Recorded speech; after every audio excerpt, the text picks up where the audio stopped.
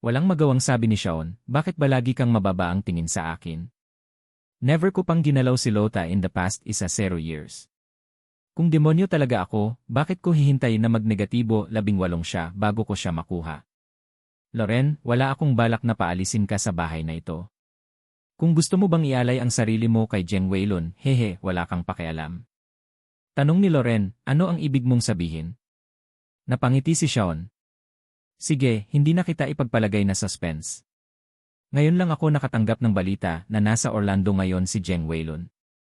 Nililigawan niya ang bagong magandang asawa ng asawa mo na si Hailey. Alam ko namang ayaw na ng asawa mo kay Hailey, pero asawa pa rin siya ni Jordan sa pangalan. Kung si Hailey ang matutulog kay Jeng Weilun, mawawalan ng mukha si Jordan, di ba? Naikuyom ni Loren ang kanyang mala-jade na mga kamay ng mahigpit at nag-aalala. Sobrang disappointed siya kay Hailey at nag-aalala na baka may gawin siya para ipahiya si Jordan tulad ng dati. Anong gusto mong gawin ko? Tanong ni Loren. Sabi ni Shawn, last time, I asked you to possess Park Enya. Di ba sabi mo na gustuhan mo ang pakiramdam ng pagkontrol sa mga tao? Gusto mo bang subukan ulit? Gusto mo bang subukang kontrolin si Hailey? Nagulat si Loren. Hindi niya inaasahan na imumungkahi ito ni Shawn. Bakit? Ayaw mo ba? Hinahamon mo ba ang pagiging nasa katawan niya? Tanong ni Shawn.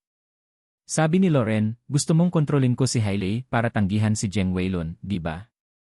Tumango si Shawn.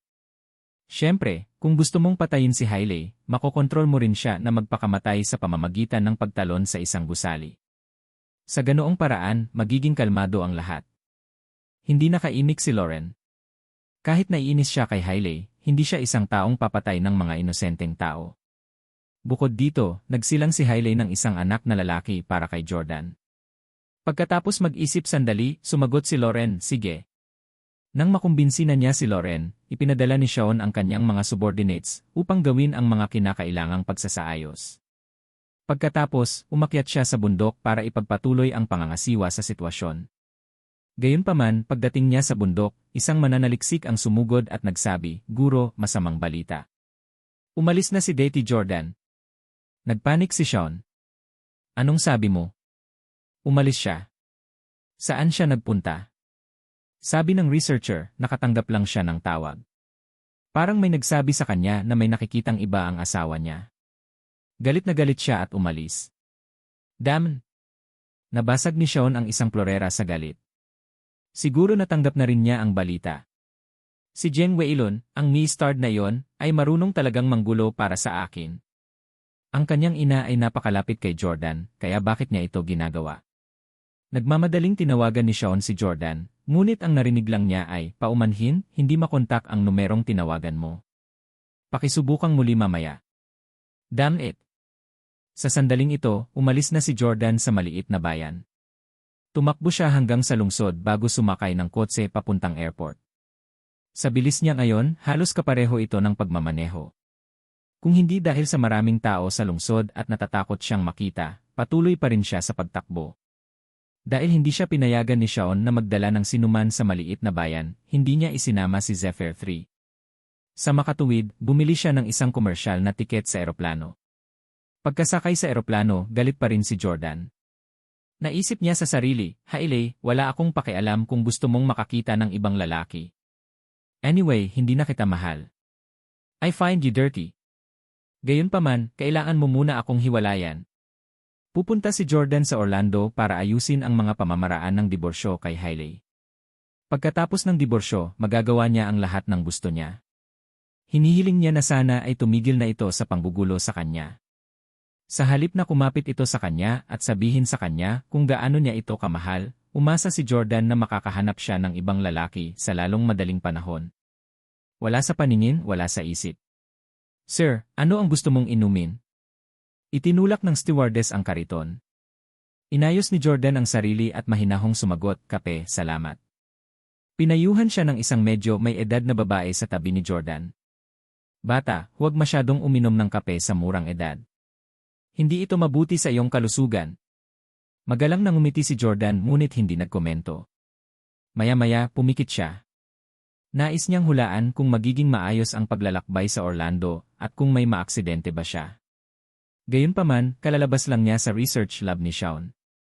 Sa nakalipas na ilang araw, ginagamit niya ang kanyang lakas ng pag-iisip upang mahulaan ang mga bagay para sa teknolohiya ng mind transplant.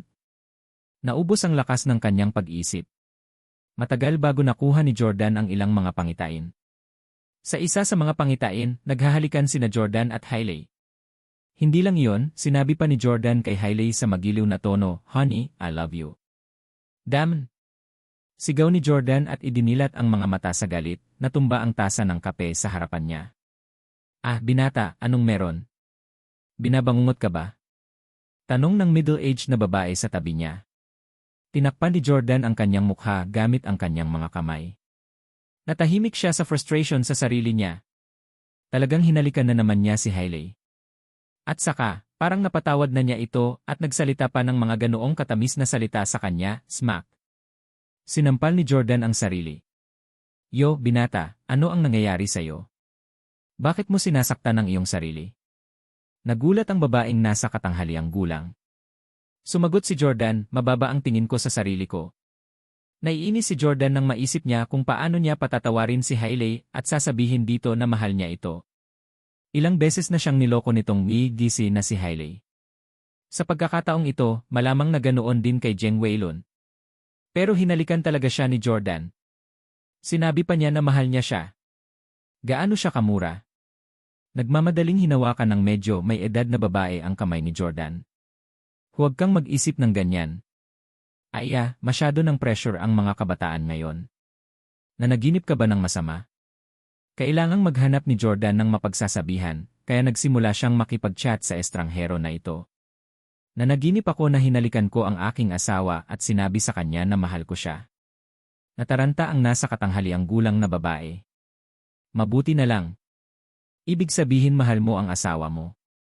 Bakit mo sasampalin ang sarili mo? Sabi ni Jordan, hindi niya deserve ang pagmamahal ko. Tinapik ng medyo may edad na babae ang likod ni Jordan at inaliw siya. Binata, pinag-awayan mo ang asawa mo, tama ba? Masyadong mainit ang ulo ng mga kabataan ngayon. Naghihiwalay sila kahit kaunting hindi pagkakasundo. Pero at least may asawa ka. May anak akong lalaki na nagtapos sa Stanford University at medyo mataas ang sweldo niya ngayon. May pera na siyang pambili ng diamond engagement ring pero tumanggi siya. Dahil dito, nakakuha siya ng asawa. Tanong ni Jordan, hindi ba nawawala ng kasikatan sa mga kabataan ngayon ang mga mamahaling diamond engagement rings? Sabi ng nasa katanghaliang gulang na babae, marami pa ring babaeng umaasa nito. Kawawang anak kong anak. Dati habang nasa isang marangyang yete, isa pang lalaki ang nag-utak sa kanya sa paniniwalang may sakit ang tradisyon ng pagbibigay ng mamahaling brilyante na engagement ring. Ganap na pinagtibay ng anak ko ang pananaw na ito at sinabing hindi dapat maging ganito ang mundo. Hindi mo ba iniisip na siya ay tanga? Ang lalaking iyon sa marangyang yate ay isang multimillionaire at kayang gawin at sabihin ang anumang gusto niya. Ngunit ang mga ordinaryong lalaki tulad ng anak ko ay hindi makakahanap ng mapapangasawa kung walang mamahaling brilyante na engagement ring. Pagkalipas ng 2 oras, New City Residential Estate sa Orlando. Ang hangin ng tag-araw. Lagi kong tatandaan noong una mong sinabi sa akin na mahal mo ako. Sa sandaling ito, si Hailey ay nakasuot ng isang low-cut na damit at nakaupo sa kanyang dressing table. Naglalagay siya ng makeup at lipstick sa harap ng salamin. Habang ginagawa niya, masaya siyang naghuhum ng kanta habang nagme-makeup. Mukhang good mood siya. Napakaganda ng suot ni Hailey. Obvious naman na magde-date siya. Ngunit wala si Jordan sa Orlando kaya malinaw na hindi siya nakikipag-date sa kanyang asawa. Pero kay Jeng Weilun. Sa mga araw na ito, halos araw-araw siyang nakikipagkita kay Jeng Weilun. Pagkatapos maglagay ng lipstick, tiningnan ni Hailey ang sarili sa salamin at narcissistically humanga sa kanyang mukha at figura. Hehe, ang ganda-ganda ko. No wonder kahit mga dayuhang lalaki nahuhulog sa akin. Jordan, kung alam mo lang na nililigawan ko si Jeng Weilun nitong mga nakaraang araw, siguradong isipin mong lolokohin na naman kita. Yele, petty man. Dahil nangako ako na hindi na ako magtaksilan muli, tutuparin ko ang pangako ko. Alam kong interesado si Jeng Weilun sa akin, pero paano ako mapapangasawa ng isang big shot na tulad niya? At most, maglalaro lang siya. Hindi ako mahuhulog sa mga panloloko niya. Gusto kong kunin ang pagkakataon na maging ninong ko siya at bumuo ng magandang relasyon sa kanya. Kung gayon, gagawin ko ang lahat. Para sa Jordan, hahayaan kita. Family maging kakampi, hindi ka na maghihirap sa ilalim ng ibang pamilya hobby, magpasalamat ka talaga sa akin, hehe. Alam na pala ni Hailey ang kanyang limitasyon. Alam niyang hindi siya karapat-dapat kay Jeng Weilun, kaya wala siyang anumang pantasya. Natuto si Hailey sa mga pagkakamali niya noon. Dati, nagkamali siya kina Tyler at Kaden. Naniniwala talaga siya na sincere si Kaden sa pagpapakasal sa kanya. Ang mga Huxley ay isang multi-billionaire na pamilya sa New York at si Kaden ay isang matangkad, mayaman at guwapong lalaki na hindi pa nakapag-asawa. Silang dalawa ay hindi magkatugma, ngunit talagang naniniwala si Hailey na siya ay karapat-dapat. Maraming kababaihan ang nasa ilalim ng gayong maling akala. Naniniwala sila na hanggat sila ay maganda at marunong mag-ayos ng kanilang sarili, magiging karapat-dapat silang makasama ang isang matangkad, mayaman at guwapong lalaki. Sa totoo lang, ang mga magagandang babae ay kadalasang nakakaramdam ng kababaan at palaging nahuhumaling sa pinakamaliit na mga depekto sa kanilang hitsura. Siyempre, exception si Hailey. Siya ay talagang isang walang katulad na kagandahan. Pagkatapos magbihis, sumakay si Hailey ng taxi papunta sa isang top-notch restaurant sa Orlando. Nabook na ni Jeng Weilun ang buong lugar at napuno ito ng kanyang mga tao. And Miss Hailey, please come in. Naghihintay na si Mr. Jeng. Inakay ng waiter si Hailey papasok. Salamat. Naka-cross arm si Hailey sa dibdib niya. Ang kanyang mahusay na figura ay hindi para sa isang waiter lamang upang tamasahin. Pagdating sa harap ni Jeng Weilun, agad na ibinaba ni Hailey ang kanyang mga braso at naglakad. Weilun. Hey, Miss Hailey. Wow, ang ganda mo talaga ngayon. Tumayo si Jeng Weilun sa kanyang kinaupuan at niyakap si Hailey. Pagkatapos noon, hinila pa siya nito ng upuan na parang maginoo at pinaupo sa tapat niya. Masyadong nagmamalaki si Jeng Weilun. Hinding-hindi niya ipipilit ang sarili kay Hailey tulad ni Miyamoto Masaki o Park Chan-young. Ito ay masyadong mababa. Sa kanyang mga katangian at alindog, naniwala si Jeng Weilun na tiyak na ihahagis ni Hailey ang sarili sa kanyang mga bisig. Sa ganitong paraan, kapag nalaman ito ni Jordan sa hinaharap, maaari siyang mapawalang sala. Yung asawa mo, sumubsob sa akin. Hindi ko kasalanan. Naisip na ni Jeng Weilun kung paano kutyain si Jordan. Ano ang gusto mong kainin? Nakangiting tanong ni Jeng Weilun habang nakaupo. Sumagot si Hailey, you can decide.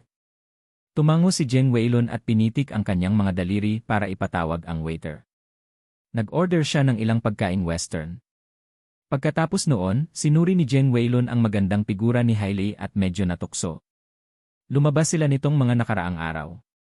Noong una, hindi inisip ni Jeng Weilun na ganoon kaganda si Hailey, pero unti-unti, na-appreciate niya ang kakaibang Caucasian beauties.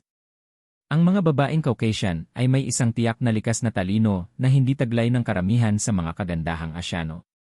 Biglang inaabot ni Jeng Weilun ang kamay niya. Miss Hailey, punta ka sa kwarto ko mamayang gabi. Nagulat si Hailey. Sasagot na sana siya nang humarang ang waiter. Mr. Jeng, handa na ang alak. Tumango si Jeng Weilun. Ibuhos mo muna ang babae. Hawak pa rin niya ang kamay ni Hailey, hindi binibitawan. Nagsalin ng alak ang waiter para kay Hailey. Mukha siyang problemado at sinabing, Weilun, ako o. Biglang bulalas ni Hailey. Nabaligtad ang red wine glass at tumilapon ang alak sa kanyang mahal at custom-made na damit. Pasensya na, na Hailey. Naging pabaya ako. Patawarin mo ako. Lumuhod ang waiter sa lupa at humingi ng tawad. Kumunot ang noo ni Jeng Weilun. Nasa kritikal na sandali sila. Marunong talagang manggulo ang waiter na ito. Gayunpaman, sa nakalipas na ilang araw, si Jeng Weilun ay naglalagay ng isang maginoong kilos. Hindi niya mailantad ang kanyang malupit na panig sa harap ni Hailey ngayon.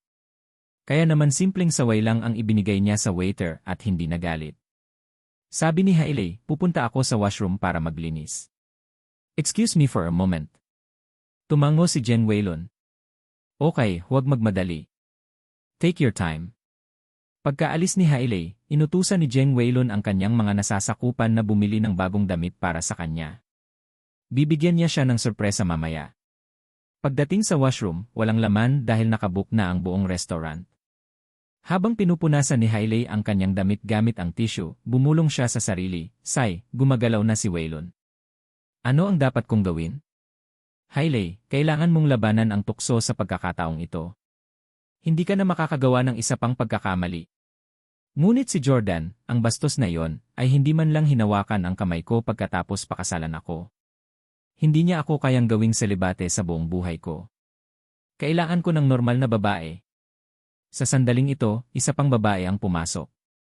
Tumango si Hailey sa kanya na may magalang na ngiti, ganap na walang bantay. Naglakad ang babae papunta kay Hailey na may hawak na pulang panyo. Tanong ni Hailey, "Napakaganda at mabango ng panyo mo. Maamoy ko ba?" Sandaling natigilan ang babae bago masayang inabot ang panyo kay Hailey. Kinuha ni Hailey ang panyo at sinipsip. Sa loob ng ilang segundo, bumagsak siya sa lupa at nawalan ng malay. Ganun kadali? Goodness, ito na siguro ang pinakamadaling misyon na naranasan ko. With that, pinalitan agad ng babae lahat ng accessories sa katawan ni Hailey into tribal style. Kinuha niya ang telepono at tinawagan si Shaun. "Master, inihanda ko na si Hailey. Makokontrol natin siya anumang oras." Subordinate pala ni Shaun ang babaeng ito at hindi lang siya. Subordinate din ni Shaun ang waiter na aksidenteng natumba ang baso ng alak sa hapagkainan at nabuhusan ng alak ang damit ni Hailey. Mahilig gumamit ng panlilinlang at panlilinlang si Shaun. Napasok niya ang lahat ng mga lihim na pamilya at ang kanyang mga tao ay nasa lahat ng dako. Gayunpaman, ang kanyang mga nasasakupan ay maaari lamang makalusot sa antas ng mga waiter at thugs. Wala sa kanila ang nakakuha ng mga pangunahing posisyon, kaya hindi nila alam ang mga sikreto ng mga pamilya. Sa sandaling ito, muling kumokontrol si Lauren. Sa pagkakataong ito, pamilyar na siya sa proseso. Maya-maya, dahan-dahang bumangon si Hailey na bumagsak sa lupa. Ang kanyang ugali ay naging mas pino at eleganteng. "Hailey, don't blame me. Just don't wish you to do anything wrong again. I'm doing this for your own good." Hailey, bulong sa sarili sa salamin. Sa sandaling ito, kinuha na ni Lauren ang Hailey. Maya-maya pa ay lumabas na si Lauren ng washroom at bumalik sa dining table. Malamig ang kanyang ekspresyon at hindi tugma sa kanyang kasuotan. Nang makitang nakabalik na si Hailey, inabot ni Jeng Waylon ang kamay niya at muling ipinatong ang kamay niya. "Nag-uusap lang kami ngayong gabi." Biglang binawi ni Lauren ang kamay niya na may naiinis na ekspresyon. Seryoso niyang sinabi kay Jeng Waylon, "Mr. Jeng, mangyaring magpakita ng paggalang. May asawa na ako." Natigilan si Jeng Waylon. Anong nangyayari? Hindi ba't napaka-friendly nito sa kanya kanina at tinawag siya sa kanyang unang pangalan? Bakit bigla siyang naging cold?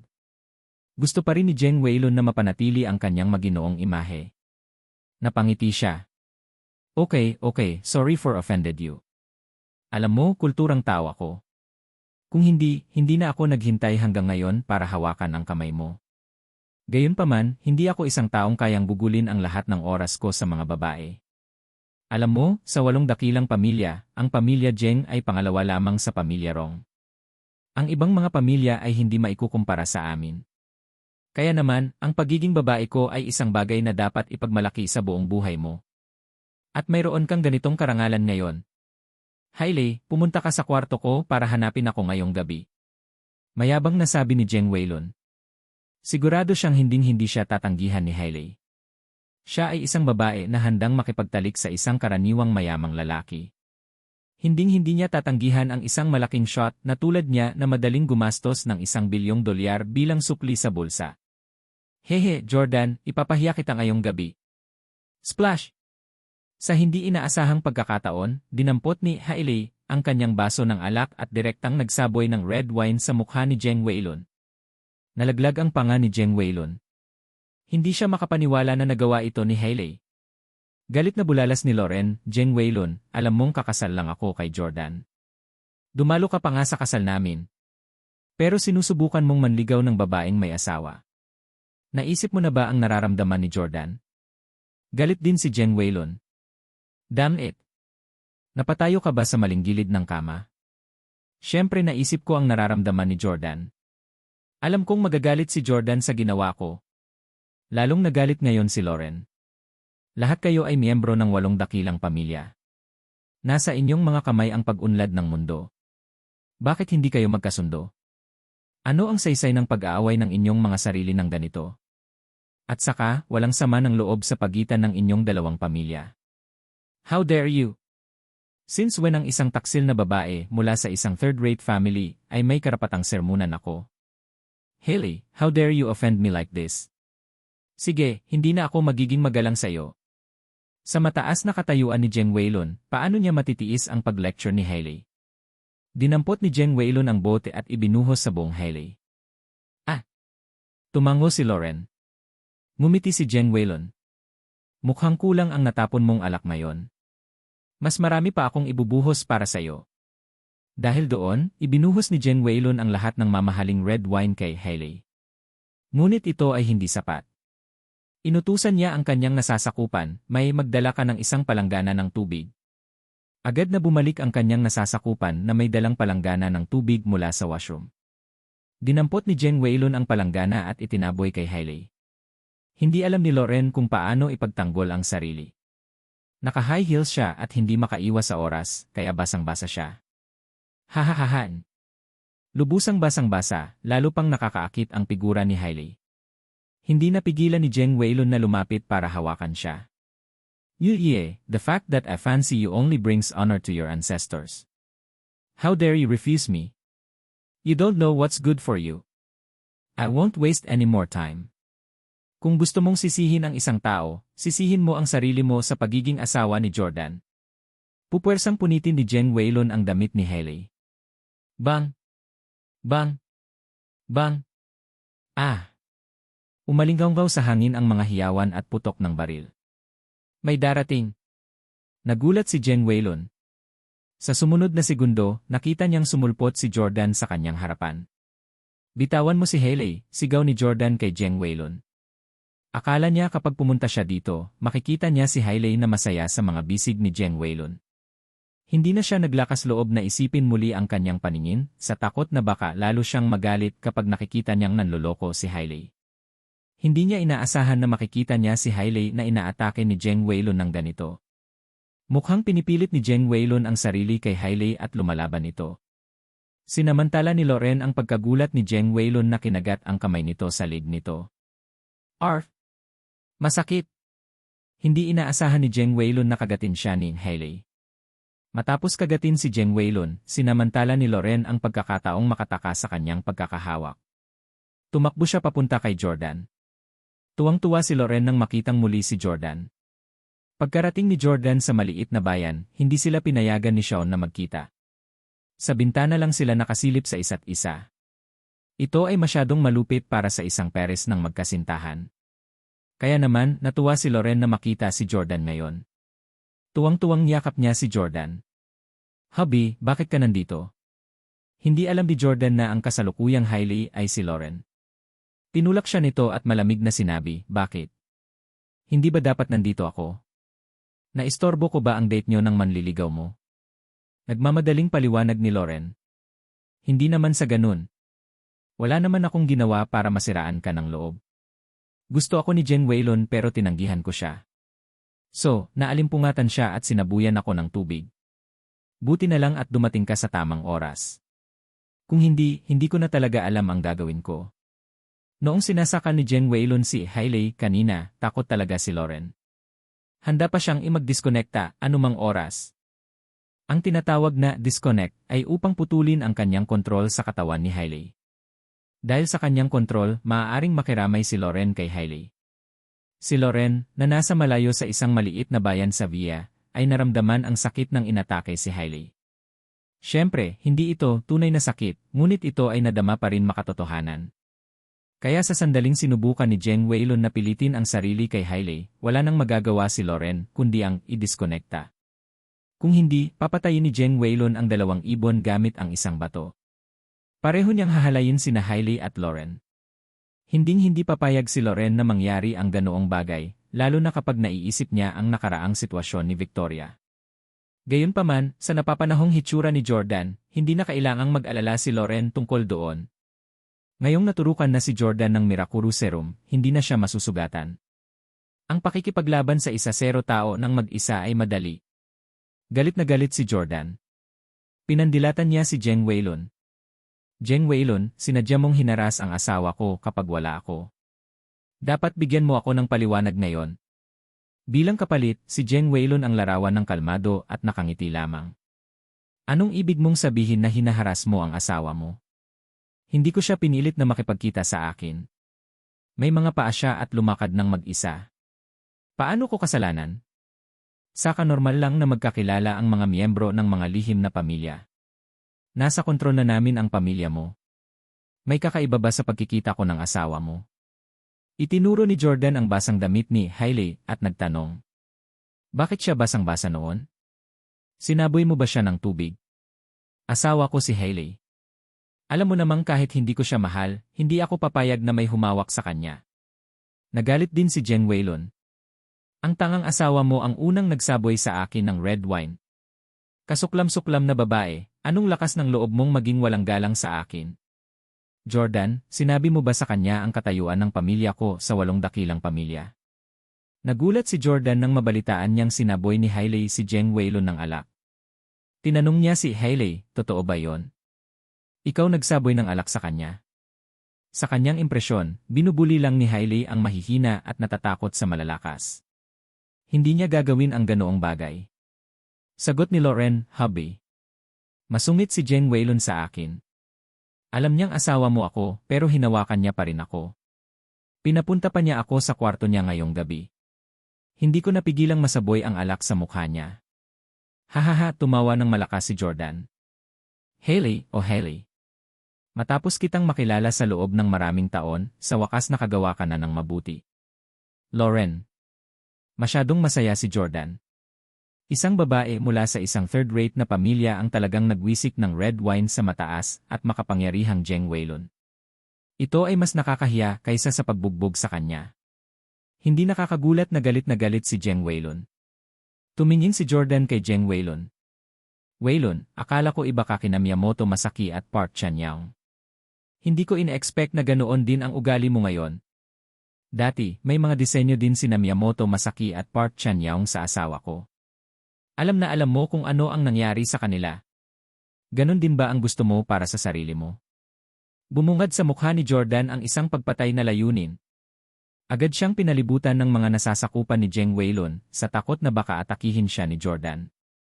Mayabang nasabi ni Jeng Weilun. Jordan, huwag mong isipin na hindi ka matatalo dahil lang na-inject ka ng Mirakuru Serum. Let me tell you, low-level method lang ang pagpapabuti ng iyong pisikal na katawan. Maraming paraan para lumakas.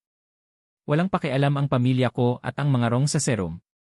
At saka, sa tingin mo ba maaari kang manatiling ligtas at maayos pagkatapos patayin sina Park Chan-young at Miyamoto Masaki?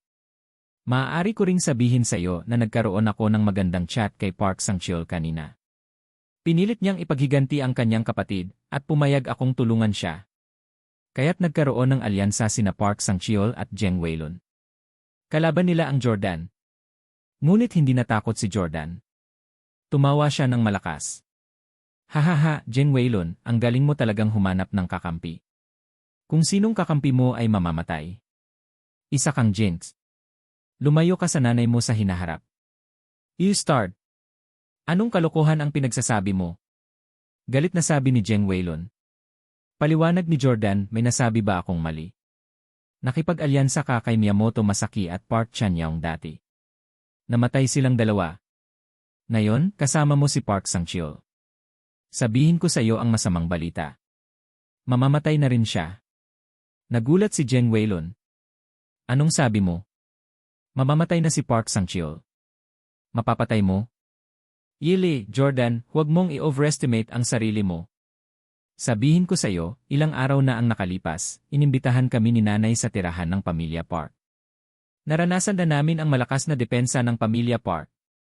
Si Park Sang-cheol ay agad na maaalerto sa oras na 10 kilometro ang layo ng iyong pamilya mula sa kanya. Ipinadala na ni Jordan si Zara para patayin si Park Sang-cheol. Naniniwala siya na matagumpay niyang matatapos ang misyon. Sinabi ni Jordan, maghintay lang at tingnan. Ngunit ngayon, dapat mong alalahanin ang iyong sarili. Dahil doon, kinuyom ni Jordan ang kanyang mga kamao, gustong turuan ng leksyon ang batang ito. Huwag kang magulo. Protektahan si Master. Itinutok ng mga tauhan ni Jeng Weilun ang kanilang mga baril kay Jordan at Hailey. Medyo nag-alinlangan si Jordan. Invulnerable na siya ngayon pero mahinang mortal pa rin si Hailey. Malamang mamamatay siya kapag nabaril siya. Maliban na lang kung ginamit niya ang invisibility cloak para ilabas muna siya. Nang makita ni Loren na malapit nang makipag-confront si Jordan kay Jeng Weilun, dali-dali niyang hinawakan ang braso ni Jordan at pinayuhan. Hubby, wag. Kalimutan mo na yon. He failed to take advantage of me anyway. Wag mong sirain ang harmony ng dalawang pamilya. Sandaling nag-isip si Jordan. Maraming beses na siyang tinulungan ni Madam Jeng. Talagang hindi makatwiran kung papatayin niya ang kanyang anak. Sinabi ni Jordan, Jeng Weilun, pakakawalan kita ngayon sa account ng iyong ina. Gayunpaman, binabalaan kita. Huwag mo na akong guluhin o gagawa pa ng anumang disenyo sa aking asawa. Kung hindi, ako mismo ang papatay sa'yo. Walang silbi kahit na si Madam Jeng mismo ang dumating para humingi ng awa. Tara na. Hinawakan ni Jordan ang wrist ni Hailey at naghanda ng umalis. Bumagsak. Galit na binasag ni Jeng Weilun ang boat ng red wine sa lupa at sumigaw, Jordan. Ikaw ay maldita. Huwag mong banggitin ang aking ina.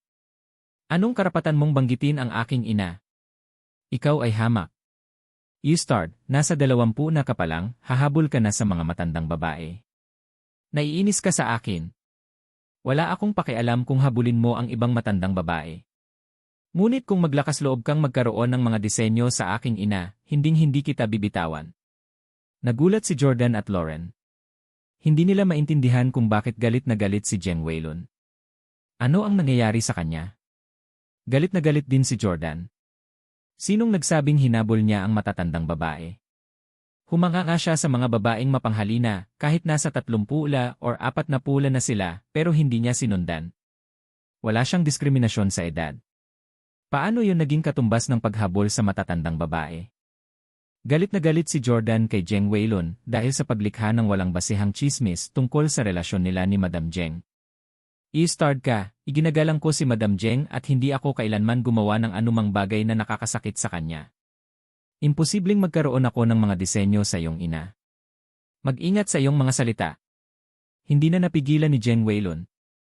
Gusto niyang ilabas lahat ng pinipigilan niyang galit. Sinumpa ni Jeng Weilun si Jordan. You. Kung wala kang anumang mga disenyo sa aking ina, bakit mo siya hinalikan sa virtual na laro?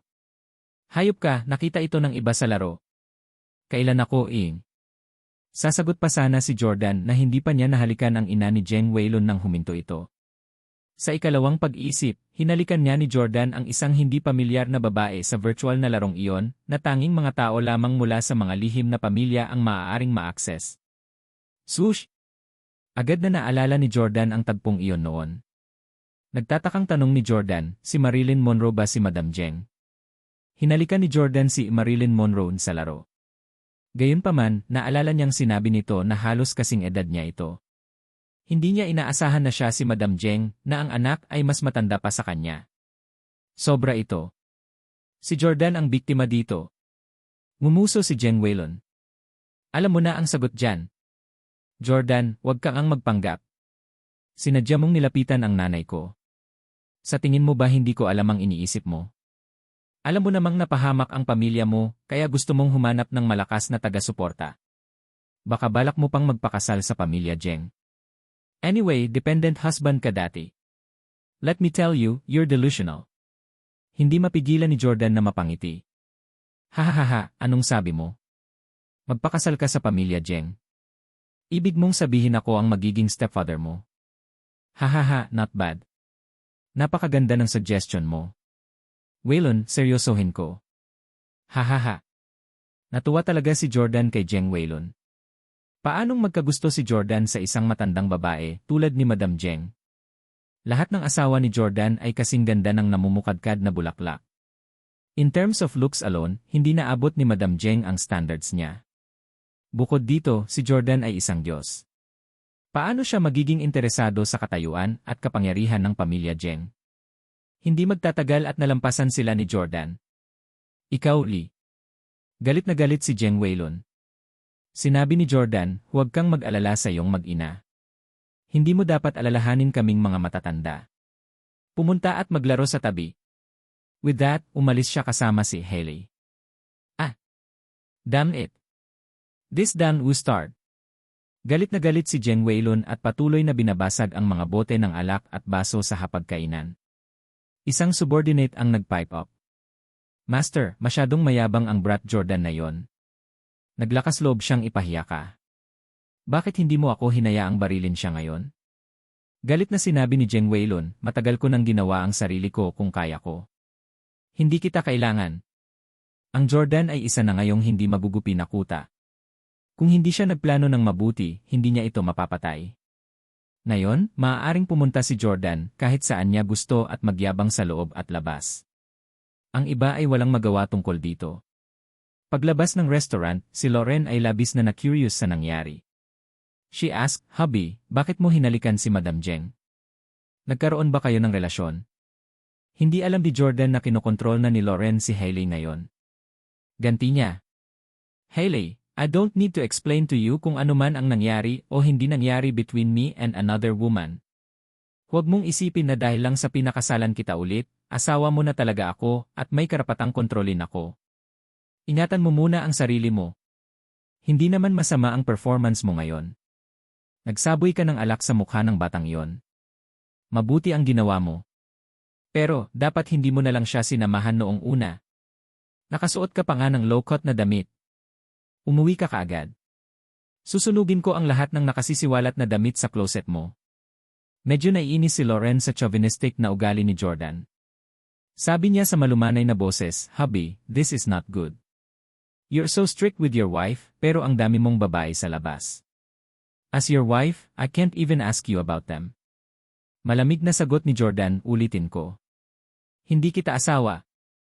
Si Lauren at Victoria lang ang asawa ko." Masayang-masaya si Lauren at sa wakas ay nabunyag na ang kanyang tunay na pagkatao. "Haha, hubby, ako si Lauren." Nagkataon namang bumukas ang pinto ng elevator. Itinulak ni Jordan si Hailey. Sa sobrang lakas niya, nauntog si Hailey sa pader sa loob ng elevator. "Aray!" Sigaw ni Lauren. Sabi ni Jordan, "Bakit hindi mo sabihin na ikaw si Kaden? Sinapian ka ng kanyang espiritu para maghiganti sa akin. Mas maniniwala ako dyan." Pinindot ni Jordan ang first floor button. Galit na sabi ni Lauren, "Hubby, ako talaga. Ako si Lauren." Nag-cross arms si Jordan. "Sige, patunayan mo sa akin na ikaw si Lauren." Diretsong sinabi ni Lauren, "Nakitulog ka kay Park Anya. Sinapian ko siya noon."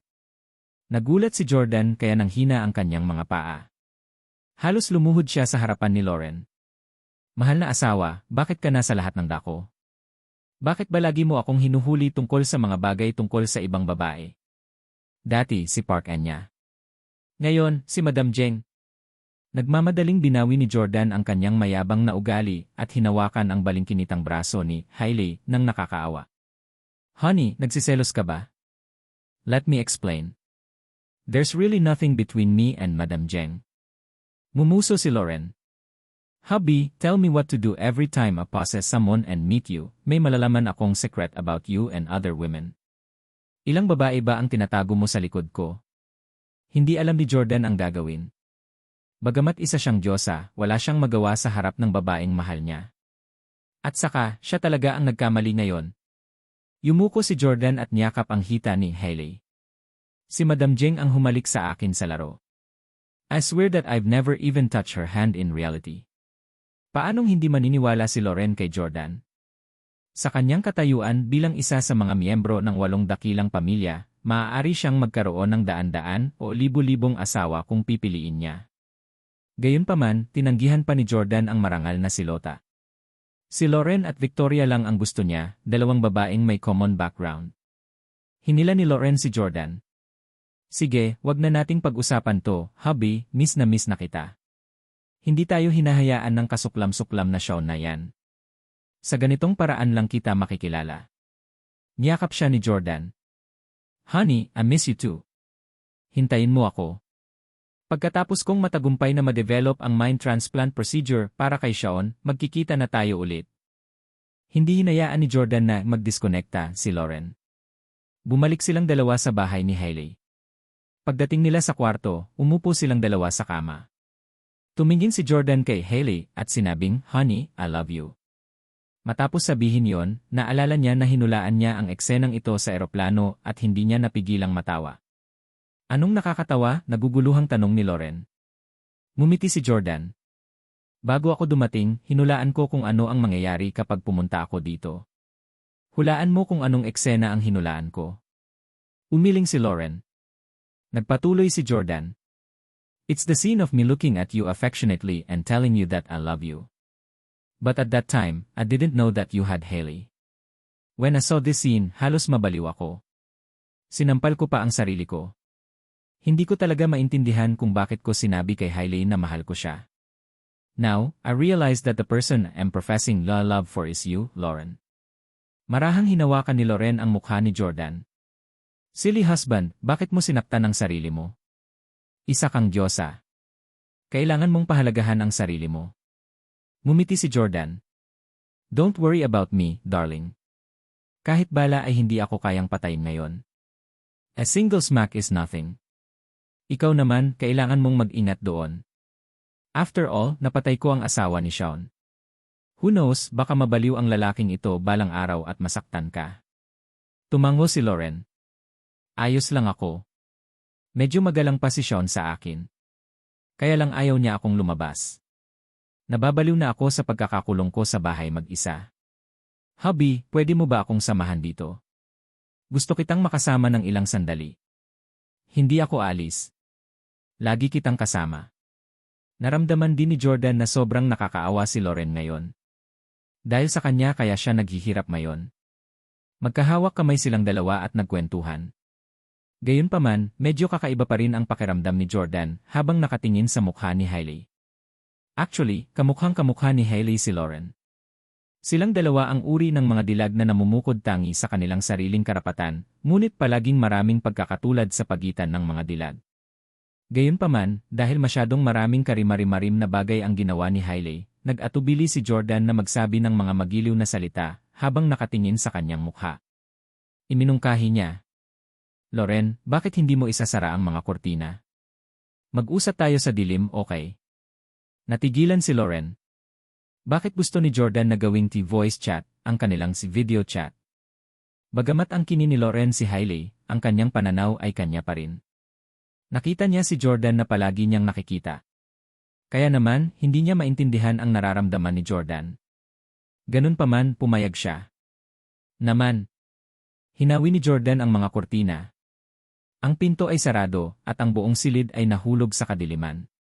Hinubad ni Jordan at Hailey ang kanilang mga sapatos at humiga sa kama, masayang nag-uusap. Alam ni Jordan na nag-iisa si Lauren sa panahong ito. Wala man lang siyang kausap. Kaya naman, patuloy niya itong kinakausap para makabawi sa kahungkagan na naramdaman niya sa panahong ito. Mahigit 1 oras silang nag-chat. Sa dilim, hindi makita ni Jordan ang mukha ng kabilang partido, kaya itinuring niya ngayon si Hailey bilang ang tunay na Lauren. Sobrang in love silang dalawa. Matapos maranasan ang buhay at kamatayan at muling pagsasama-sama, natural na hindi nila maiwasang maging matalik. Sa ilang sandali, nagsimula silang magyakapan at maghalikan. Makalipas ang 5 oras. Humiga si Lauren sa mga bisig ni Jordan at sinabing, "Hubby, hinihimok ako ni Sean na i-disconnecta." Gusto rin niyang magmadali kang bumalik at tulungan siya sa kanyang pananaliksik. Ano ang dapat kong gawin? Sinabi ni Jordan, huwag pansinin siya. Ipagpatuloy natin ang pananatili dito. Biglang sigaw ni Lauren. Nag-aalalang tanong ni Jordan, anong problema, Lauren? May nangyari ba doon? Sabi ni Lauren, Sean is kicking at the door. He said that he will barge in if I didn't open it, hubby. I think we better listen to him. Ang maldita Sean na yan. Galit na galit si Jordan. Gayunpaman, kasalukuyang nasa mga kamay ni Sean si Lauren, kaya wala siyang magagawa. Sige, ingatan mo ang sarili mo dyan. Kapag bored ka, maglaro ka, magbasa ng libro at manood ng scene. Siya nga pala, pinapanood ako ni Direk Nolan na panoorin ang bago niyang pelikulang Creed. Wala pa akong oras na panoorin ito. Bakit hindi mo muna ako tulungang manood? Tanong ni Jordan. Okay, paalam, hubby. Hinalikan ni Lauren si Jordan at pinutol ang koneksyon. Hailey agad na nakatulog. Binuksan ni Jordan ang mga ilaw sa kwarto. Pagtingin kay Hailey na nakahiga sa kama, hinawakan ni Jordan ang kanyang noo. Damn it, I can't let Hailey know that I slept with her again. Say, nagkasala ako. Akala ko hindi ko nahahalikan ang ngigiri na ito sa buhay ko, but who knew di? Kasangkapan lang siya. Isang kasangkapan. Kalimutan mo na siya. Binihisan siya ni Jordan at mabilis na nag-book ng flight pabalik sa maliit na bayan ng Ifia. Makalipas ang isang oras, dahan-dahang iminulat ni Hailey ang kanyang mga mata. Ah, bakit ako nasa bahay? Kailan ako nakabalik? Kinusot ni Hailey ang kanyang mga mata at hindi niya maalala kung paano siya napunta sa bahay sa kama. Hindi tama. Kakain lang ako ni Jeng Weilun. Nadroga yata ako habang nasa washroom. Ah! Mabilis na niyakap ni Hailey ang sarili. Oh my God, oh my God, anong nangyari pagkatapos kong mawalan ng malay? Baka. Sobs dapat nga. Napakaganda ko. Sinamantala ako ni Jeng Weilun. Mapait na sigaw ni Hailey. Tiningnan niya ang sarili sa salamin at napagtanto niya na may mga senyales talaga na nahawakan siya ng isang lalaki. Napahamak na ako. This time, siguradong hindi na ako gusto ni Jordan. Sobs. Napayuko si Hailey sa lupa at umiyak ng matagal. Habang umiiyak siya, mas lalo siyang nalulungkot. Sa huli, tinawagan pa niya si Brad. Hello. Sinagot ni Brad ang tawag. Umiyak si Hailey, Brad, ayoko nang mabuhay. Alagaan mong mabuti ang anak natin sa hinaharap. Hindi ko siya kayang makitang lumaki. Sobgi. Hindi nakaimik si Brad. Ano ang nangyayari sa iyo ngayon? Nauutal na sabi ni Hailey, ako ay ng isang lalaki. Bulalas ni Brad. Are you serious? Again? What's Jordan's status now? When I saw him, hindi na ako naglakas loob na huminga ng malakas. I was afraid that he would settle his score with me. How dare you provoke him now? Sigaw ni Hailey. Hindi ko alam. Nadroga ako at walang malay. Wala akong kamalay-malay sa lahat. Buhu. Brad, handa akong magpakamatay. Gusto kong patunayan na ang pag-ibig ko kay Jordan ay sagrado at hindi masusuklian. May sasabihin ka ba sa akin bago ako mamatay? Sabi ni Brad, kalimutan mo na ito. Mamatay ka. Natatakot ako na kapag sinabi ko ito sa'yo, ayaw mo nang mamatay. Nagulat si Hailey. Anong ibig mong sabihin? Anong ibig mong sabihin na ayaw ko nang mamatay? Sabihin mo. Seoul, Timog Korea. Ang subordinate ni Park Sang-cheol ay biglang tumakbo sa kanyang opisina sa takot at nag-aalalang sinabi, Master, nakita ko si Zara sa Yi Station ngayon lang. Kanina pa nanonood ng telebisyon ang subordinate ni Park Sang-cheol nang mapansin niyang si Zara talaga ang ini-interview. Sinadya ito ni Jordan. Kailangan niyang ipaalam sa mga tao ni Park Sang-cheol na dumating si Zara sa South Korea. Pagkatapos lamang ay magpapadala sila ng mga tao upang hulihin siya. Kinailangan nilang gawin ang mga bagay sa ganitong paraan. Kung si Zara ang magkusa na lapitan si Park Sang-cheol, tiyak na mag-iingat siya at pakiramdam niya ay wala siyang silbi. Naguguluhan si Park Sang-cheol. Zara. Yung mukhang ordinaryong kamag-anak ni Jordan na nasa Orlando. Paninindigan ng subordinate ni Park Sang-cheol. Master. Ang babaeng iyon.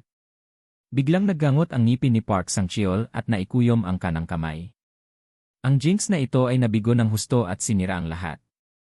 Siya ang naging dahilan upang ako ay muntik nang mahulog sa mga kamay ni Jordan. Sundan siya sa loob ng 2 araw at tingnan kung ano ang ginagawa niya sa South Korea. Kung walang panganib, hulihin siya.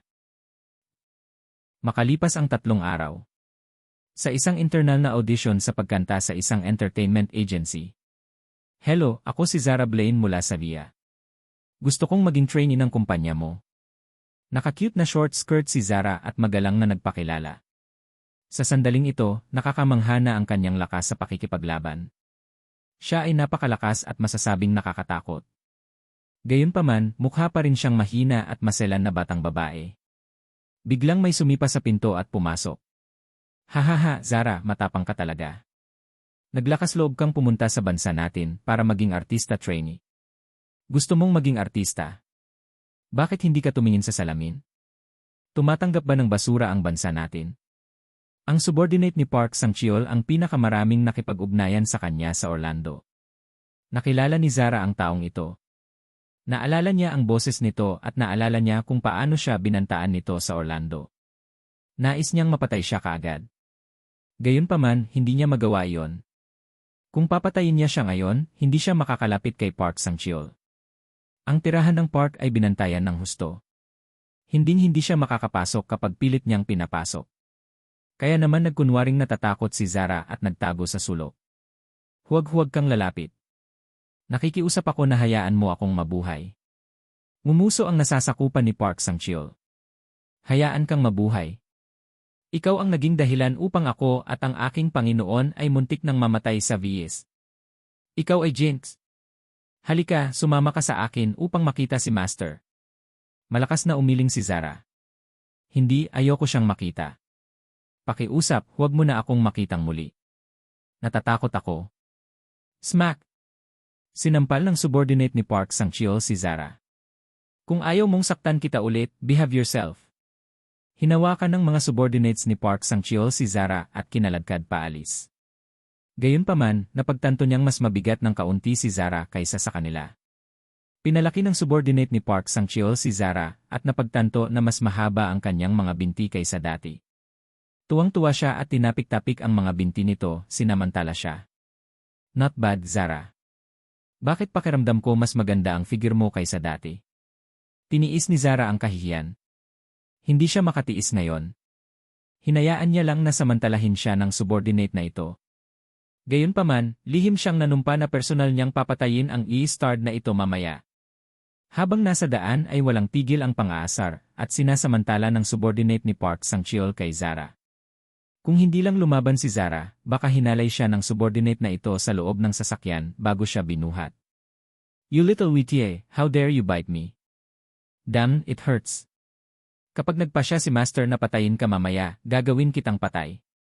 Galit na sigaw ng mga nasasakupan ni Park Sang-cheol habang hinihila niya si Zara patungo sa kwarto ni Park Sang-cheol. Pagdating pa lang nila sa pinto, pinatigil ng subordinate si Zara. Si Park Sang-cheol ay nasa pinakaloob na bahagi ng silid. Hindi pa rin ako close. Dahil sa distansya sa pagitan ni Zara at Park Sang-cheol, ang mga bodyguard sa silid, at ang katotohanan na maaaring may iba pang kagamitang pansiguridad sa silid, hindi agad nakakilos si Zara. Pinaalalahanan na siya ni Jordan na isa lang ang pagkakataon niyang umatake. Sa pagkakataong ito, kailangan niyang patayin si Park Sang-cheol. Kung hindi na siya magkakaroon ng isa pang pagkakataon. Kahit na ang isang kasing lakas ni Jordan ay nabigo na patayin si Park Sang-cheol noong nakaraan at hinayaan siyang makatakas. Guro, dinala ko na si Zara, ulat ng subordinate ni Park Sang-cheol. Hindi sumagot si Park Sang-cheol. Mukhang abala siya sa isang bagay na napakahalaga. Pagkaraan ng ilang minuto, tumayo si Park Sang-cheol sa kanyang kinaupuan at naglakad. Zara, ang lakas ng loob mong pumunta sa South Korea. I'm very curious.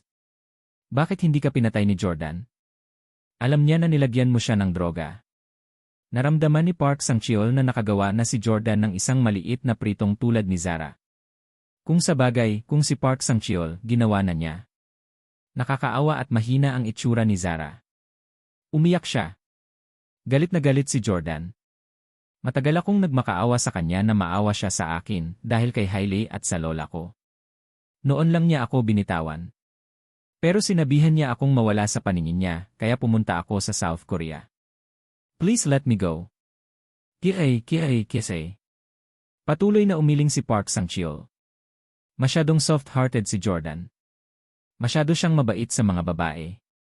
Ni hindi niya pinatay ang gisi na si Hailey noong niloko siya nito. At ngayon, mukhang nagkabalikan na sila. Mukhang bilib na bilib siya sa babaeng ito. Zara, dapat kang matuwa na maganda ang relasyon mo sa pamilya Camden. Kung hindi ka magkakaroon ng pagkakataong magpakita sa harapan ko ng buhay ngayon. Paulit-ulit na tumango si Zara. Pinahahalagahan ni Jordan ang pamilya ni Hailey. Iniligtas din ng lola ko ang buhay niya noon, kaya niya ako binitawan. Sinabi ni Park Sang-cheol, dahil napakalambot ng puso ni Jordan, may pagkakataon ka pa ring mapalapit sa kanya. Inutusan kitang salain ang kanyang kuponan at humanap ng pagkakataong patayin siya. Nang marinig ito ni Zara, nagmamadali siyang tumanggi. Hindi, guro, huwag mo na akong ulitin sa mga ganoong bagay. Nakikiusap ako sa'yo. Smack! Sinampal ng subordinate ni Park Sang-cheol si Zara. May karapatan ka bang tumanggi? Kapag hindi mo ginawa, papatayin kita. Gagawin ko. Huwag mo akong patayin, pakiusap. Gagawin ko ang lahat ng gusto mo. Magiging babae mo pa ako, nagmamadaling sabi ni Zara. Tumawa ng malakas si Park Sang-cheol at ang kanyang kampon. Hahaha, hamak na babae. How dare you dream of being master's woman? Ni hindi ka karapat-dapat sa akin. Sigaw ng subordinate ni Park Sang-cheol.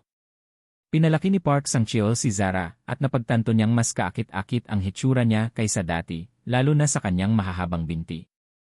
Ang mga binti ni Zara ay palaging ang kanyang pinakamahusay na tampok. At pagkatapos ma-inject ng serum, mas humahaba at mas sexy ang kanyang mga binti. Ang babaeng ito hindi naman masama.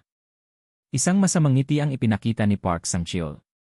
Sa totoo lang, isang taong ka-level ni Park Sang-cheol ang nakasanayan ng makakita ng lahat ng uri ng dilag mula pa noong bata pa siya. Napagod na siya sa mga ito. Bilang resulta, nakita niya si Zara na isang nakakapreskong pagbabago. Siya ay ordinaryong hitsura ngunit may isang tiyak na X-factor. Katulad na lang kung paano sila lokohin ng mga asawa ng maraming female celebrities, kahit na ang kanilang mga asawa ay napakaganda at mga diyosa sa puso ng hindi mabilang na mga tao. Higit pa rito, ang kanilang mga mistress ay madalas na mukhang ordinaryo at hindi maihahambing sa kanilang mga asawa. Ito ay isang pangkaraniwang pangyayari. Pilyong ngumiti si Park Sang-cheol. Pagod na akong makipaglaro sa mga top beauties. Baka nakakatuwang makipaglaro sa mga ganyang hamak at ordinaryong babae. Dahil gustong-gusto kong maging alipin ang babaeng ito, fine. I'll give her this chance. Let her stay. Agad namang hinanap ng subordinate ni Park Sang-cheol ang buong katawan ni Zara para kumpirmahin na wala itong tinatagong armas. Medyo naiinip si Park Sang-cheol. Saige, stop searching. Isa lang siyang mahinang babae. Kahit may armas siya, paano niya ako sasaktan sa maselang katawan niya? Minamaliit mo ako. Agad namang yumuko ang kanyang nasasakupan at humingi ng tawad. Paumanhin, Master. Pupunta na tayong lahat. Lahat ng mga subordinates ni Park Sang-cheol ay lumabas ng kwarto. Lumapit si Park Sang-cheol kay Zara at inabot niya ang kanyang baba. Mayabang na sabi niya, mababang babae, ano pa ang hinihintay mo? Bilisan mo at lumuhod ka sa pinuno ng mundo, ang pinakadakilang Park. Pamilya.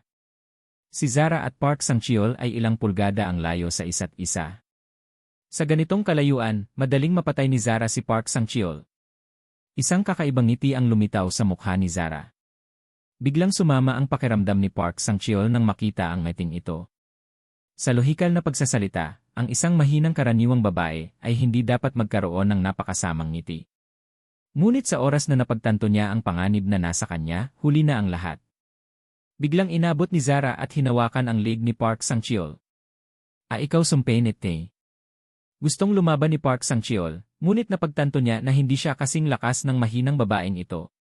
Gusto niyang sumigaw ng tulong, ngunit hindi niya magawa. Tiningnan ni Zara ang maputla at masakit na ekspresyon ni Park Sang-cheol. Park Sang-cheol, may hiniling sa akin si Jordan na sabihin sa'yo. Mula nang magalit ka sa kanya, nakatadhana kang mamatay sa kanyang mga kamay ngayon. Ipinadala ako ni Jordan upang kunin ang iyong kahabag-habag na buhay. Urfi. Sinubukan ni Park Sang-cheol ang kanyang makakaya upang labanan, ngunit ito ay walang silbi. Si Zara ay na-injected ng Mirakuru serum. Siya ang kasalukuyang pinakamalakas na babae sa mundo. Hindi siya kayang pigilan ni Park Sang-cheol. Sa huli, sinakal ni Zara si Park Sang-cheol hanggang sa mamatay. Matapos mamatay si Park Sang-cheol, sinunod ni Zara ang utos ni Jordan at tinurukan siya ng gamot para mapabilis ang kanyang pagkamatay para hindi siya mailigtas ng pamilya Park. Natupad iyon, hindi pa umalis si Zara dahil gusto pa niyang pumatay ng ibang tao. Yung subordinate na nag-take advantage sa kanya kanina lang. Isang buwan na ang nakalipas, mahinang babae pa rin si Zara na matagal na humihikbi kapag nakita niyang namatay ang mga tuta at kuting. Ngayon, hindi niya sinasadyang naging war goddess ni Jordan. Pagbukas ng pinto, sinabi ni Zara sa subordinate na nagbabantay sa labas, Sir, gusto ni Master na pumasok kayo sandali. Nang marinig niya na si Park Sang-cheol ay humihingi sa kanya, ang kanyang subordinate ay agad na pumasok ng may paggalang. Pagkapasok, naabutan niya si Park Sang-cheol na nakaupo sa kanyang upuan. Hindi niya namalayan na patay na si Park Sang-cheol. Yumuko siya ng may paggalang at nagtanong, "Guro, hinahanap mo ba ako?" "Ako ang naghahanap sa'yo." Biglang malamig na sabi ni Zara mula sa likuran. Hinawakan niya ang subordinate at tumalon pababa mula sa 1-0 floor. Arg! Ang subordinate ni Park Sang-cheol ay nahulog mula sa gusali at namatay sa lugar. Para kay Zara, ang kanyang katawan ay pinahusay na sa itaas na mga limitasyon at siya ay maayos. Agad siyang umalis. Makalipas ang kalahating oras. Kasalukuyang nagtatrabaho si Park Sang-joon sa research team para pag-aralan ang isang key face cream na maaaring magbago ng mukha ng isang tao. Pagkatapos ilapat ang face cream na ito, maaari nitong gawing ibang tao ang hitsura ng gumagamit. Biglang umiyak at lumuhod sa harap niya ang pinakamahusay na assistant ni Park Sang-joon, "Guro, masamang balita. Si Young Master Park Sang-cheol ay patay na." Si Park Sang-joon ay tila ganap na naubos. Nawalan siya ng isang anak at ngayon, isa pa ang namatay. Hindi, impossible ito. Sino ang gumawa nito? Sino ang gumawa nito? Makalipas ang isang linggo, sa libing ng pamilya Park para kay Park Sang-cheol. Endaan niya, hindi ka makakapasok. Pinaalis ka na ni Master sa pamilya. Please leave. Si Park Anya ay lumitaw sa libing sa isang itim na funeral suit. Gayunpaman, napatigil siya sa labas. Nakasuot ng itim mula ulo hanggang paa, may belo din si Park Anya sa ulo. Mukha siyang marangal at mapanglaw. "Papasukin mo ako. Ang taong namatay ay ang aking biological brother." "Pero papasukin mo siya." Narinig ni Park Sang-joon na nasa loob ang boses ni Park Anya at nagsalita. Noon lang pinayagan si Park Anya. 3 beses siyang yumuko sa larawan ni Park Sang-cheol. Pagkatapos ay inilagay niya ang kanyang kanang kamay sa braso ni Park Sang-joon at inaliw siya.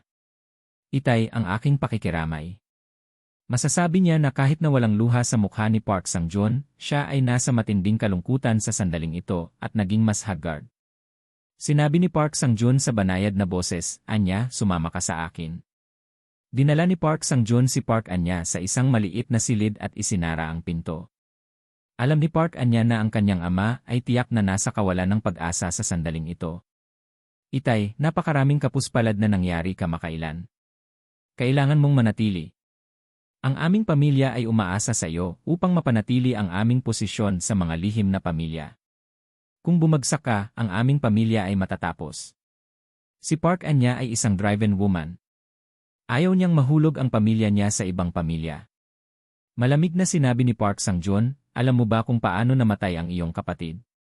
Sumagot si Park Anya, "Nabalitaan ko na pinatay siya ng isang babaeng Amerikano." Biglang tumaas ang boses ni Park Chan-young. "Si Jordan niya. Ang we-starred na si Jordan na yon. Pinatay niya si Chan-young at ngayon si Sang-cheol. Demonyo siya. Gusto niyang wala akong kalahi na lalaki. Damn it, kung hindi ko siya hinati, hindi Park Sang-joon ang pangalan ko." Nang marinig ni Park Anya ang kanyang paghihirap, mukhang nabahala siya. Matagal na niyang pinayuhan ang kanyang ama na huwag lumaban sa Stiles. Kung hindi pa sila pinuntirya ng pamilya Park sa simula, hindi sana namatay sina Park Sang-cheol at Park Chan-young. Napatingin si Park Sang-joon kay Park Anya. "Ngayong patay na ang magkapatid mo, ikaw na lang ang natitira sa mga anak ko. Ikaw na lang ang pwedeng magmana ng negosyo ng pamilya Park." Tuwang-tuwa si Park Anya. Ang kanyang pangarap ay makakuha ng pag-apruba ng kanyang pamilya at mamahala sa negosyo ng pamilya. Siya ay palaging may ganitong ambisyon. "Anya, alam kong palagi kang ambisyoso. Kung gusto mong kunin ang pamilya namin ng Park, maaari kong ibigay sa iyo ang negosyo ng pamilya." Tuwang-tuwang sabi ni Park Anya, "Talaga? Tatay? I swear, mamumuno ako ng maayos sa pamilya at hindi ka ipapahiya." Nagpatuloy si Park Sang-joon, "Gayunpaman, mayroon akong isang kondisyon." "Anong kondisyon?" tanong ni Park Anya. Sinabi ni Park Sang-joon, "Dapat mong personal na patayin si Jordan Steele." Malaking pagbabago ang ekspresyon ni Park Anya. Kailangan niyang personal na patayin si Jordan. Isa si Jordan sa 2 lalaking nakapagpakilos sa puso ni Park Anya. At ilang oras na ang nakalipas, nag-sex pa sila. Si Park Anya ay natural na ayaw. Daddy, itigil mo na ang pakikipag-away kay Jordan, okay? Bakit kailangan mong labanan siya hanggang kamatayan? Smack! Sinampal ni Park Sang-jun ang mukha ni Park Anya. Ang mga kapatid mo ay pinatay ni Jordan. Paano ko siya pakakawalan? Park Anya, kung gusto mong manahin ang negosyo ng pamilya Park, dadalhin mo sa akin ang ulo ni Jordan. Kung hindi, magdadala ako ng isa pang anak at ibibigay ko sa kanya ang negosyo ng pamilya Park. Anya, gusto ka ni Jordan. You have the best chance to kill him. Sana hindi mo ako bibigyan. With that, umalis na si Park Sang-jun. Si Park Anya ay nasa isang malaking problema. Paano niya nagagawang patayin ang lalaking mahal niya? Gayunpaman, kung hindi niya gagawin iyon, ang lahat ng kanyang pagsisikap sa buong buhay niya ay magiging walang kabuluhan. Jordan, bakit kailangang ikaw pa? Kinabukasan, lumipad si Park Sang-jun patungong Japan para makipagkita kay Miyamoto Chujiro. Pareho nilang naranasan ang sakit ng pagkawala ng kanilang mga anak. Bukod dito, si Jordan ang pumatay sa kanilang lahat. Sa makatuwid, sa sandaling ito, sila ay nasa parehong wavelength. Nakaupo silang dalawa sa mga cushions, bago ang isang Japanese-style low table. Napuno ng hangin ang halimuyak ng tsaa. Sinabi ni Park Sang-jun, Miyamoto, pinatay ni Jordan ang pareho nating mga anak. Ang iyong anak, si Miyamoto Masaki, ay pinatay din ni Jordan. Kailangan nating maghiganti. Naikuyom ni Miyamoto Chujiro ang kanyang mga kamao. Mula nang mamatay ang aking anak, ang paghihiganti ay palaging nasa isip ko. Gayunpaman, si Jordan ay na-inject na ng Mirakuru Serum. Hindi magiging madali ang pagpatay sa kanya.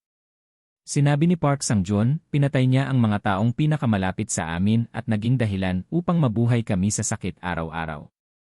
Bagamat hindi namin siya kayang patayin sa ngayon, maaari naming hayaan siyang maranasan ang sakit ng pagkawala ng kanyang mga mahal sa buhay. Kinuha ni Miyamoto Chujiro ang kanyang tasa at nagtanong, ibig mong patayin ang kanyang pamilya? Nasa kamay ko ang kanyang mga magulang, ngunit iniligtas sila ni Jordan. Hindi ko alam kung nasaan ang kanyang dalawang asawa. Para sa kanyang mga kapatid, natatakot akong hindi sapat ang pagpatay sa kanila upang madama ni Jordan ang matinding kalungkutan. Sabi ni Park Sang-jun, higit sa dalawang asawa si Jordan.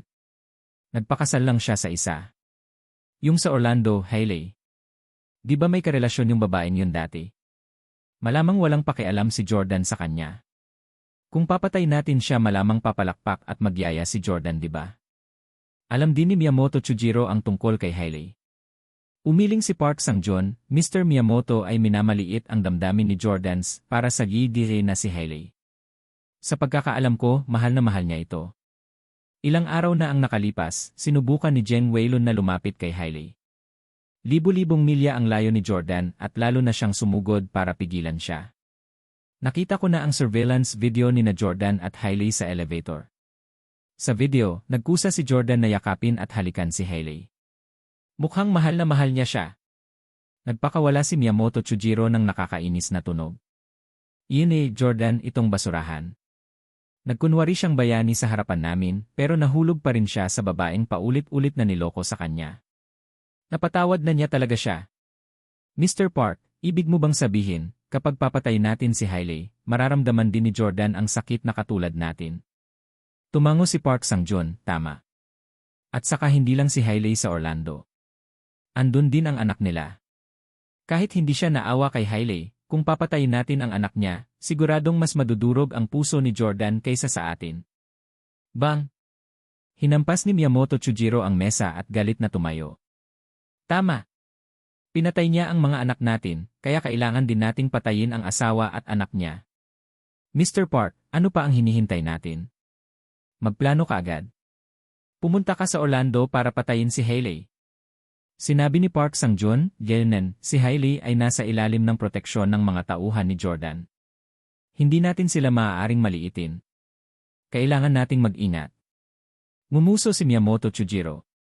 Huwag kang mag-alala. Ang aming pamilyang Miyamoto ay nagkaroon kamakailan ng isang nakakalason na gas. Para patayin si Hailey at ang kanilang anak, wala akong pakialam na patayin ang lahat ng tao sa buong Orlando ng sabay-sabay. Pagkalipas ng 2 araw, sa Orlando Lee Station, isang reporter na nakasuot ng maskara ang nakatayo sa pasukan ng New City Residential Estate. May hawak siyang microphone at humarap sa kamera. Kaninang madaling araw, 10 residente sa New City Residential Estate sa likod ko ang natagpuang nalason ng hindi kilalang gas. Dinala sila sa ospital ngunit hindi na nailigtas. Sa ngayon, hindi pa maipaliwanag ng pulisya at ng ospital ang pinagmulan ng gas. Pinapaalalahanan nila ang lahat na magsuot ng mask kapag nasa labas. Nasa kwarto niya si Hailey. Kinabahan siya na puno ng pawis ang noo niya. Patuloy niyang tinatawagan si Jordan at nag-iwan ng mga voice message. "Hubby, takot na takot ako. More than 10 people died in our neighborhood overnight. Buti na lang at nakasara ako ng mga bintana kapag natutulog sa gabi. Kung hindi, baka may nangyari sa akin at sa baby." Ngayon, hindi na ako naglakas loob na buksan ang mga bintana o lumabas man lang. Nalaso na rin ang ilan sa mga lalaking pinadala mo para protektahan ako. Ano ang dapat nating gawin, hubby? Takot na takot ako. Halika at iligtas mo ako at ang anak natin. Isang maliit, malayong bayan sa Villa. Biglang nakatanggap ng tawag si Shaun mula sa kanyang kampon. Masamang balita, guro. Isang hindi kilalang makamandag na gas ang biglang lumitaw sa residential estate ng New City. Maraming tao ang namatay. Maayos pa ang asawa at anak ni Jordan, ngunit ang makamandag na gas sa kanilang paligid ay hindi nawawala. At saka, ang pinagmulan ng makamandag na gas ay hindi natagpuan. Ang kanilang sitwasyon ay hindi optimistiko. Damn it! Who the hell did this? Parang mababaliw si Shaun sa narinig niya. Hindi naging madali para sa kanya na tumira si Jordan sa bayang ito at tulungan siya sa kanyang teknolohiya ng mind transplant. At ngayon, may nangyari na sa pamilya ni Jordan. Kung alam ni Jordan, hindi na ba siya kailangang bumalik? Agad na hinanap ni Shaun si Jordan at napagtanto niyang narinig na niya ang balita at naghahanda na siyang sumugod sa Orlando. Jordan, huwag kang umalis. Kung aalis ka, hindi maka-move on ang research natin. Pinigilan ni Shaun si Jordan. Tinulak ni Jordan si Shaun. Get lost. May nangyari sa anak ko. Kung may nangyari sa kanya, kaya mo bang managot? Paniniguro ni Shaun sa kanya. Alam ko na ang tungkol dito. Ipaubaya mo sa akin. Ako mismo ang pupunta sa Orlando para tulungan kang ipadala si Hailey at ang iyong anak sa isang ligtas na lugar. Maaari kang manatili dito at ipagpatuloy ang pananaliksik. Paano yon? Paano kayang ipaubaya ni Jordan ang kanyang asawa at anak sa isang demonyong tulad ni Shaun? Sinabi ni Jordan, hayaan kang pumunta doon at tulungan mo ako. Payagan kang pumunta doon para kidnapin sila bilang mga hostage para lalo akong i-blackmail. Mawala. Walang ibang salita, lumabas si Jordan. Alam ni Shaun na hindi siya pagtitiwalaan ni Jordan. Kung tutuusin, hawak na niya si Lauren bilang hostage. Dati Jordan, hintayin mo ako. Sasamahan kita. Upang matulungan si Jordan na malutas ang bagay na ito ng mabilis, walang pagpipilian si Shaun kundi sumama sa kanya sa Orlando. Inayos ni Shaun na sumakay si Jordan sa kanyang pribadong eroplano at sumugod sa Orlando. Hindi nagtagal pagkatapos lumipad ang eroplano, nakatanggap si Jordan ng panibagong voice message mula kay Hailey. Hubby, nabasag ang bulletproof glass namin. Pumasok ang gas sa bahay namin at nahimatay ang baby namin. Sobs. Nahihilo na rin ako. Hubby, iligtas mo kami, iligtas mo kami. Agad na sigaw ni Jordan. Bilisan mo. Bilisan mo. Magmadali sa Orlando ng mabilis hanggat maaari. Labis ang pagkabalisa ni Jordan nang mabalitaan niyang nahimatay ang kanyang anak. Iyon ang kanyang laman at dugo. Napakabata pa niya, ngunit nahawaan na siya ng makamandag na gas. Paanong nakakayanan ng isang maliit at mahinang pangangatawan?